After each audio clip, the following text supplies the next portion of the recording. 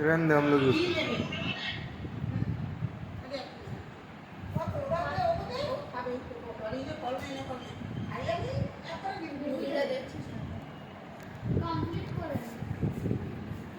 এবার মা খাবে কিন্তু কি আমি কিসে মা ফ্রিজেতে জামাই উপরা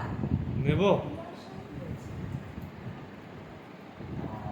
এনে শাওনা না শাওনা খাই বলেই দিদিকে কতগুলো গালাগালি দিয়ে আমি শুনেছি বাকি শুনেছি কি কইছে রে মুগা কথা কই এনে বাবা মা খাবে